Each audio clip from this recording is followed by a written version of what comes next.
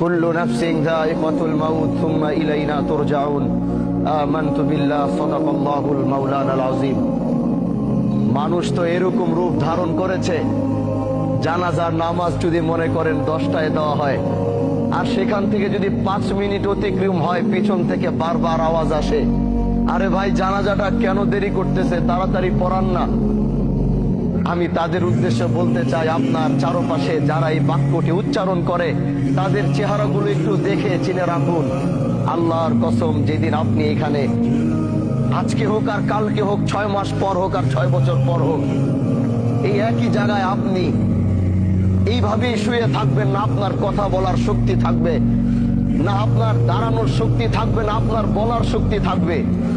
ঠিকই একই মানুষগুলো আপনাকে রেখেও তারা তাড়াহুড়া করবে। এটাই হচ্ছে পৃথিবী, আর এটাই হচ্ছে দুনিয়া।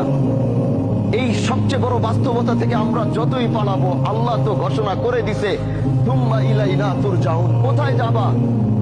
7 সাগর 13 নদীর নিচে, 7 সাগর 13 নদী পার করেও যদি তুমি লুকাবা, যেদিন আল্লাহর সাথে তোমার মুলাকাতের সময় আসবে, পৃথিবীর কোনো বাদশা নাই ওদিন তোমাকে আটকাইতে পারবে, পৃথিবীর কোনো ক্ষমতাশীল ব্যক্তি নাই ওদিন তোমাকে ধরে রাখতে পারবে।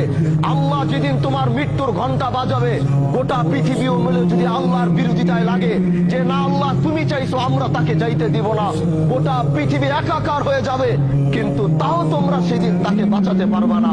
আজকে আমার শহীদ ভাই, তার পৃথিবীর সবচেয়ে আপন হচ্ছে তার মা।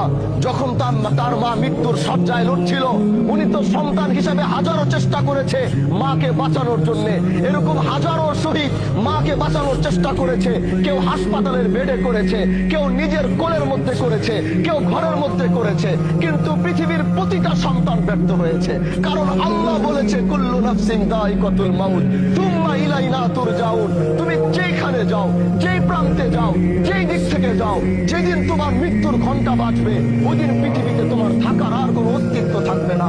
এজন্য ভাই আমার, আসো এই জানাজায় 5টা মিনিট দেরি করো, তাকাও এই লাশের দিকে, তাকাও এই সাদা কাপড়ের দিকে, যাও ওই কবরের দিকে 5টা মিনিট গিয়ে তাকায় থাকো।